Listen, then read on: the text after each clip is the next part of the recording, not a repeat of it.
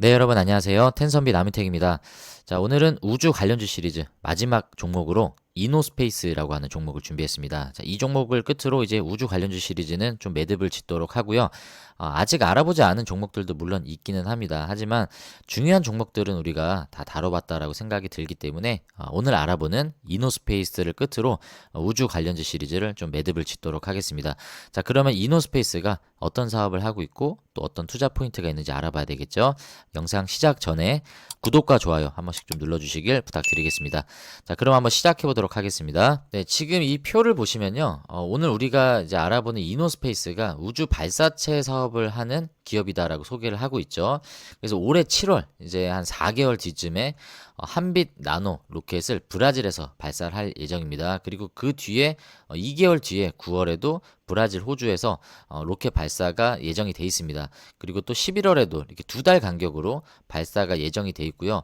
이노스페이스뿐만 아니라 상장은 하진 않았지만 우나스텔라와 페리지 에어로스페이스라고 하는 또 우주 기업이 있습니다. 자, 우나스텔라와 페리지 에어로스페이스는 기존에 시험 발사를 실패했습니다. 그래서 이번에 이제 시도하는 게 두 번째 시도인데 이노스페이스는 일단 시험 발사는 성공을 했단 말이죠. 이 우주 발사체 사업에 있어서 국내에서는 이노스페이스가 가장 많은 주목을 받고 있는 시점이다라는 걸 볼 수 있고 하나 에어로스페이스는 뭐 워낙 독보적인 기업이고요. 우주 발사체 기술을 가지고 있지만 상업적으로 아직까지는 활용하고 있지 않은 모습이고 지난번 이제 누리호 성공을 했죠. 이번에 누리호 4차 발사가 올해 11월에 예정이 돼 있습니다.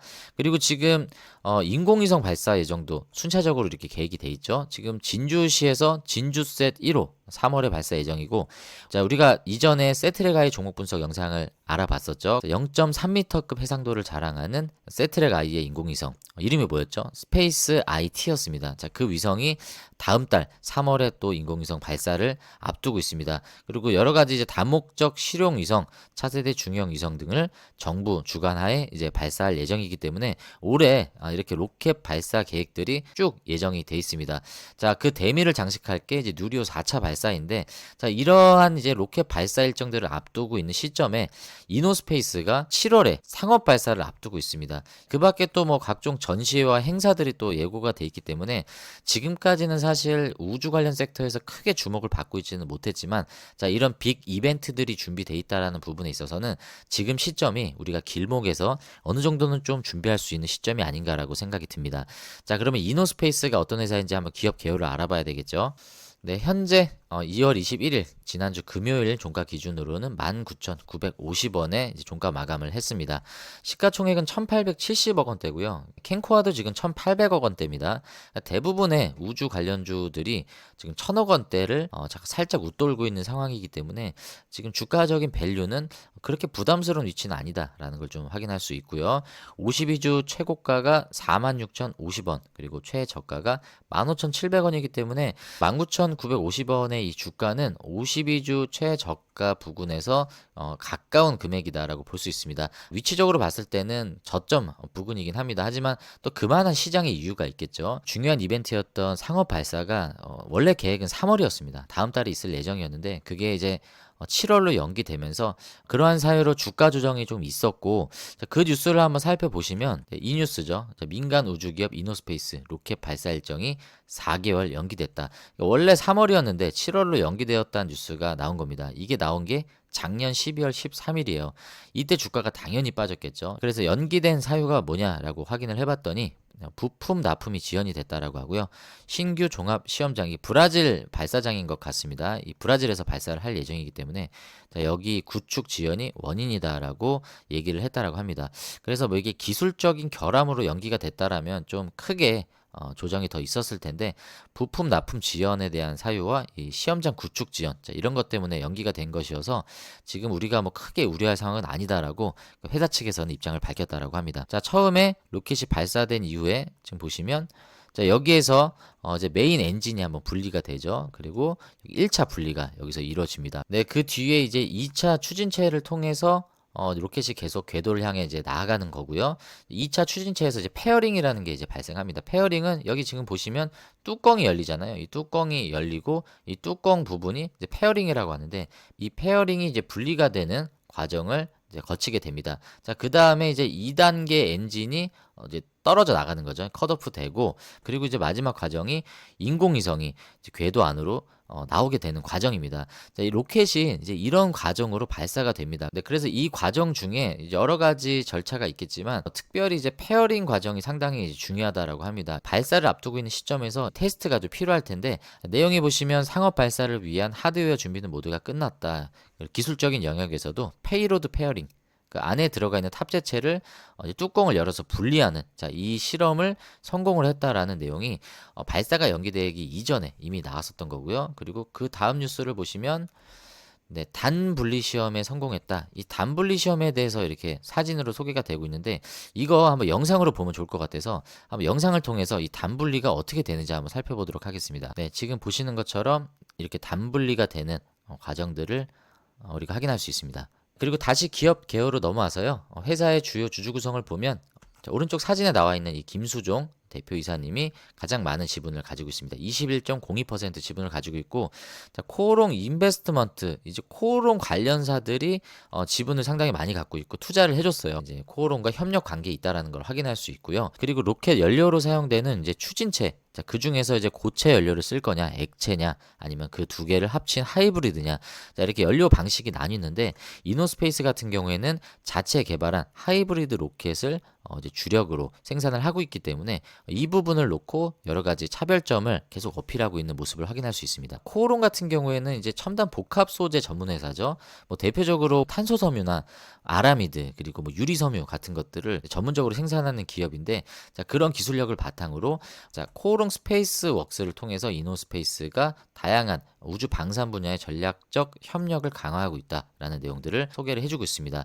그럼 로켓 발사체에 대해서 이렇게 소개를 해주고 있습니다. 우주에 인공위성을 놓고 싶어하는 여러 기업들과 나라들이 있을 텐데 그들이 인공위성을 결국 우주로 배달해 줄 수 있는 이 로켓 발사체 사업 이거를 지금 글로벌 기업 중에서 스페이스X가 가장 대표적으로 하고 있고요. 그리고 미국의 로켓랩 등을 우리가 예를 들 수 있습니다. 스페이스X는 이제 대형 발사체 위주로 사업을 진행하고 있고요. 로켓랩은 소형 발사체 위주로 사업을 진행을 하고 있습니다.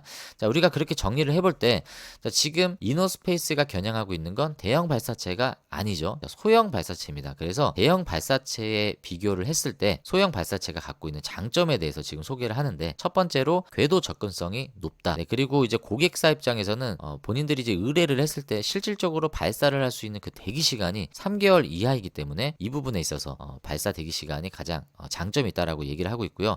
대형 발사체의 경우에는 여기에 이제 모든 위성을 다 이제 꽉 채워야 되기 때문에 이게 모집하는 기간 동안 1년에서 길게는 2년까지 기다려야 되는데 소형 발사체는 많이 기다려봐야 5기만 차면 되니까 3개월이라는 모집 기간이면 충분히 발사할 수 있는 시간이 확보가 된다라는 거죠. 그리고 접근 궤도성이 높다라는 거는 이제 무슨 얘기냐면 이렇게 지구를 넘어서 우주 궤도에 어떤 위성을 안착을 해야 되잖아요. 지금 이것처럼 30기, 20기를 만약에 쏘게 되면 여기에서 로켓이 20개, 30개를 한 번에 인공위성을 여기다 내려놓게 되는 거죠. 그러면 얘네가 원래 있어야 되는 목적 궤도로 이동을 해야 됩니다. 그래서 별도로 이 인공위성에 따로 이렇게 추진체를 달아서 얘가 이 추진력을 바탕으로 목적지까지 가야 되는 이런 여러 가지 부품도 추가적으로 넣어야 되고 소모적인 일들이 발생을 할 텐데 소형 발사체는 각각의 위성이 가야 되는 목적 궤도에 가장 근접한 지역으로 배송을 해줄 수 있다라는 거죠. 그래서 궤도 접근성이 높다라는 건 이제 그거를 이제 뜻하는 내용입니다. 앞으로 소형 발사체 시장이 이런 점 때문에 계속 증가할 것이다. 그래서 지금은 2020년 기준으로는 이제 30% 정도 이제 많이 올라와 있는 상태고 계속 앞으로는 증가할 예정이다라는 시장에 좀 관측이 있습니다. 이노스페이스의 현재 본사는 세종시에 있고요. 세종 1사업장과 2사업장을 운영을 하고 있고 청주에도 이렇게 사업장이 있습니다. 그리고 뭐 각각의 시험장, 뭐 연구소 이렇게 등을 운영을 하고 있는 모습들을 확인할 수 있고요. 네, 그리고 글로벌 법인 지사를 보면 이제 브라질, 그리고 유럽의 프랑스, 그리고 중동의 아랍에미레이트에 법인을 두고 있고요.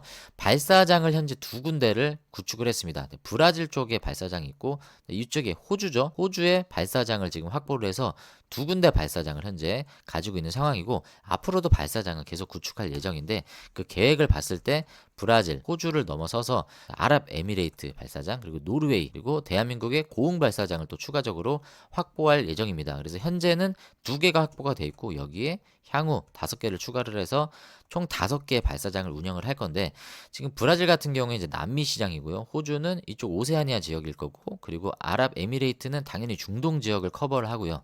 노르웨이는 유럽 시장, 그리고 대한민국을 통해서 아시아 시장을 겨냥을 해서 이 글로벌 전체 영역들을 커버를 할 것이다라는 계획을 가지고 있습니다. 그리고 발사체에 대한 이제 종류를 설명을 해주는 건데, 한 가지 우리가 짚고 넘어갈 건 이 한빛 나노 발사체가 가장 작은 거고, 이쪽으로 갈수록 사이즈가 커진다. 사이즈가 커진다라는 건 탑재 중량이 증가하겠죠. 한 개를 실을 때 이제 얼마 정도 돈을 받느냐가 좀 궁금할 텐데 1kg당 한 4천만 원 정도를 받는다라고 합니다. 그렇다라는 건 자, 90kg를 하면 자, 얼마를 받을 수 있죠? 49, 36. 그래서 36억 정도를 한 번 쏠 때마다 받을 수 있다라는 계산이 나옵니다. 그래서 1년에 이거를 몇 번 쏠 수 있느냐, 자, 이것도 중요하겠죠. 지금 일단 올해에는 3번의 발사 계획이 있고 많이 발사해봐야 한 4번 정도 발사를 할 수 있다라고 합니다. 네, 그래서 이거를 통해서 우리가 추정 매출을 어느 정도 짐작을 할 수가 있는 거죠. 이게 3개가 다 안정적으로 발사 서비스가 제공이 된다라고 하면 재사용 발사에 대한 성공은 둘째 치더라도 자, 이것 자체만으로도 매출이 급격하게 증가할 수 있다라는 부분에 있어서 우리가 좀 기대를 해볼 수가 있는 거죠. 자, 그러면 이제 비슷한 사업을 하는 회사가 누가 있냐? 아까 제가 대표적으로 미국의 로켓랩이 있다라고 하는데, 로켓랩은 액체 로켓을 사용한다라고 합니다. 그리고 또 미국의 렐라티비티라고 하는 이제 로켓 회사가 있는데, 경쟁사라고 얘기하는 게 바로 이 2개 회사입니다. 자, 이 회사 대비 차별점으로 갖고 가는 게 이노스페이스는 액체 로켓이 아니라 하이브리드 로켓을 쓴다. 하이브리드는 고체랑 액체를 같이 쓴다라는 개념이죠. 부품 수가 절감이 되기 때문에 가격 경쟁력이 있다라는 얘기겠죠. 네, 그리고 이제 하이브리드 연료를 쓰는데요. 이 하이브리드 연료에서 이제 파라핀 연료를 사용한다라고 합니다. 자체 개발한 연료이기 때문에 이제 이 부분에 있어서도 좀 차별점이 있다라고 소개를 하는데, 액체 로켓과 대등한 추진 기관 성능을 가지고 있고, 그리고 발사 서비스 전 과정에서 폭발 위험성이 낮다라는 장점, 그리고 기존 연료 대비 약 8배에서 10배 가까이 높은 연소 효율을 가지고 있다라는 이런 우수한 성능을 자랑하는 파라핀 연료를 자체 개발했다라고 소개를 합니다. 그리고 이제 우리가 중요한 게 상업 발사를 성공을 하게 될 경우에 과연 잠재 수요는 얼마나 있는가를 좀 예상을 해볼 수 있는 내용입니다. 지금 보시면 이 41건의 신규 발사 계약 협의가 진행 중이다. 이건 아직 메이드가 안 된 거예요. 진행 중인 게 41건이다라고 그때 IPO 당시에 소개를 했었고요. 계약이 체결된 게 4건이 있다라고 합니다. 이 잠재 고객들이 왜 잠재 고객으로 남아 있겠습니까? 상업 발사가 성공이 된 이후를 지켜보고 확실히 안정성이 보장이 되면 그때 계약을 하겠다라고 여기서 이제 협의를 하고 있는 내용이겠죠. 상업 발사가 그래서 굉장히 중요한 겁니다. 안정적으로 성공적으로 성공이 된다라고 하면 여기 지금 잠재 고객들이 앞으로는 이제 계약으로 이어질 수 있는 잠재 고객이 되는 거죠. 네, 아까 우리가 가장 작은 로켓 한빛 나노 기준으로 90kg 중량 정도가 실린다라고 했죠. 자, 이 90kg 중량의 로켓이 위성 5개 정도를 실을 수 있다라고 했습니다. 지금 진행 중인 게 총 41건이기 때문에 로켓을 한 8번 정도 발사를 하면 자, 이 고객들의 위성을 다 실을 수 있다라는 얘기입니다. 자, 한 번 쏠 때마다 35억 정도가 든다라고 했으니까 자, 이거를 8번 쏘면 대충 계산이 나오죠. 280억 정도가 이 한빛 나노를 통해서 일단은 이 잠재적인 계약이 나올 수 있다라고 우리가 계산을 해볼 수 있겠습니다. 근데 이제 이것뿐만이 아니라 이제 중형 로켓 그리고 대형 로켓도 앞으로 발사가 예정이고, 얘네도 8번만 쏘고 끝나진 않겠죠. 물론 1년에 8번을 다 쏘기는 어렵겠지만 어쨌든 이렇게 계속 발사 건수가 누적이 될 때마다 이런 매출은 계속 증대가 될 거고, 또 추가적으로 얘네가 지금 스페이스X처럼 지금 집중을 하고 있는 게 재사용 로켓입니다. 자, 만약에 이 재사용을 성공한다라고 하면 가격 경쟁력뿐만이 아니라 이 발사할 수 있는 이 빈도수도 더 늘어날 수 있습니다. 재사용을 얼마나 성공적으로 완수를 할 수 있는지, 자, 이것도 우리가 좀 주목을 해봐야 되는 내용인데, 아직까지 여기에 대한 뉴스나 뭐 어떤 기업의 내용들이 공개가 되고 있지는 않아서 기술 구현이 저는 어려울 것 같아요. 지금 로켓랩도 재사용 로켓을 사용하는지는 제가 모르겠습니다.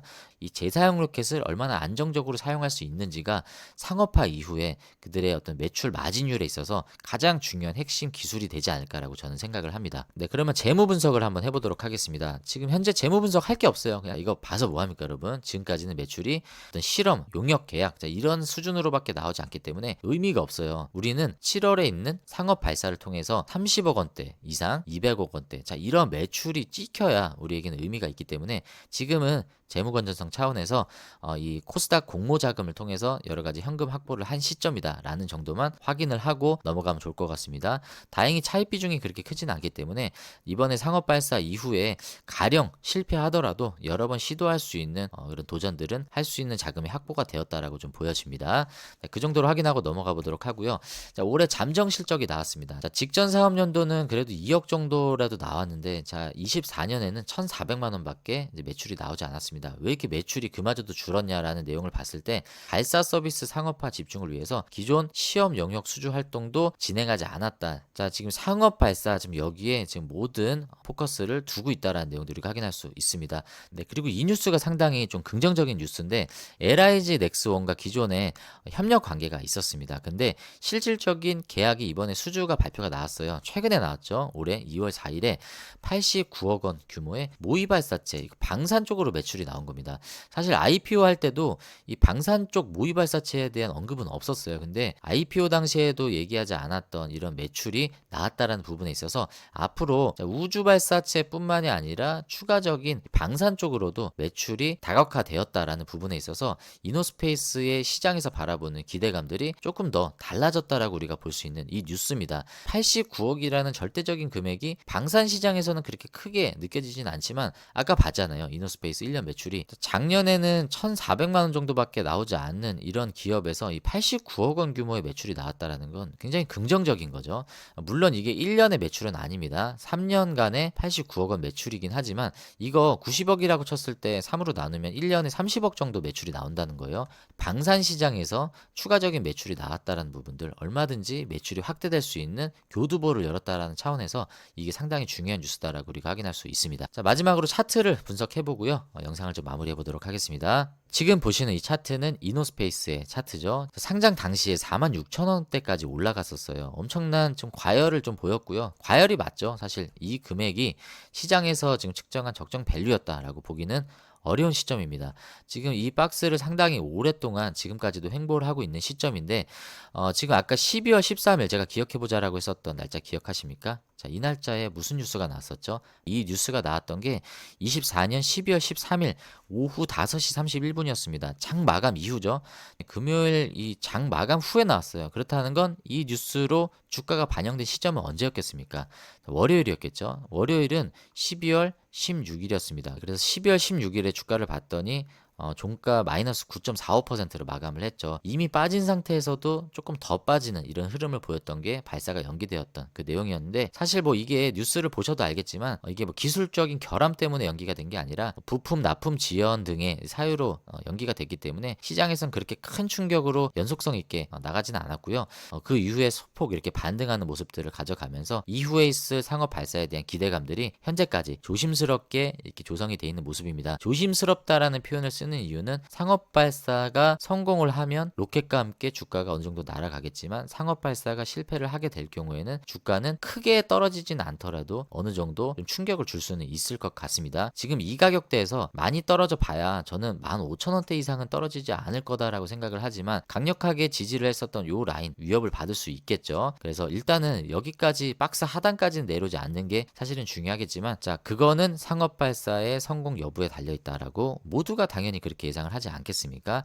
공모가가 이때 당시에 43,300원으로 공모가가 확정이 됐습니다. 지금 보시면 상당 부분 매물대가 여기 23,000원, 4,000원대 많이 좀 몰려 있습니다. 지금 현재 가격대도 매물대가 많긴 하지만 위에 좀 소화해야 되는 매물대가 아직은 좀 많이 있다라는 부분에 있어서 단기간에 상업 발사 이전에 주가가 막 급등할 일들은 없지만 그래도 상업 발사라는 큰 이벤트를 앞두고 좀 모아갈 수 있는 시점은 계속 주고 있습니다. 매수 시점은 분명하나 이게 단기간 떡상할 일은 없을 뿐더러 상업 발사에 대한 기대감만큼 상업 발사가 실패할 경우에 떨어질 수 있는 리스크를 안고 있기 때문에 야수의 심장이 아닌 이상은 덜컥 여기에 많은 비중을 실으실 분들은 없으시겠죠. 그래서 혹 여러분 중에 이노스페이스에 대해서 긍정적으로 생각하셔서 내가 투자 매수 시점으로 생각하신다. 지금의 가격도 나쁘진 않지만 저는 일단은 분할로 접근하실 것을 좀 권해드리고, 하지만 뭐 여러분들이 투자의 결정과 선택은 직접 하시는 거기 때문에 여러분들의 투자 성향에 맞게 여러분들이 자유롭게 선택을 하시되, 긍정적으로 마지막 코멘트를 드리고 좀 마치고 싶은 거는, 자, 국내 우주 발사체 사업을 하는 회사가 일단 하나 에어로스페이스는 자, 일단 상업 발사 쪽으로는 지금 시도를 하고 있지 않죠. 그래서 배제를 하고요.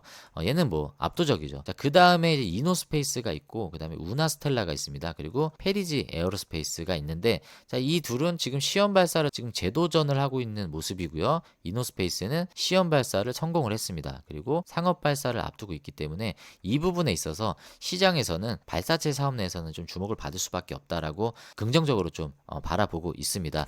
그래서 이 부분에서 프리미엄이 좀 있다라는 부분과, 그리고 로켓 사업이 앞으로 꾸준한 수요가 뒷받침이 돼 있기 때문에 매출이 지금은 1,400만 원밖에 안 찍히지만 급진적인 매출의 점프업이 가능한 시점을 앞두고 있다라는 부분에 있어서 많은 기대감들이 또 조성이 될 수 있다라는 긍정적인 측면이 있겠죠. 자, 그 부분들 마지막으로 좀 코멘트를 드리고, 네, 이렇게 해서 오늘 이노스페이스 영상을 좀 마무리하도록 하고요. 자, 지금까지 여러분들 캔코아 에어로스페이스를 시작으로 많은 우주 기업들을 좀 알아봤습니다. 그리고 최근에 알아보진 않았지만 루미르도 상장 직후에 제가 종목 분석 영상을 올려드린 게 있으니까 루미르도 같이 겸해서 우주 관련 섹터에서 좀 공부해 보시면 좋을 것 같습니다.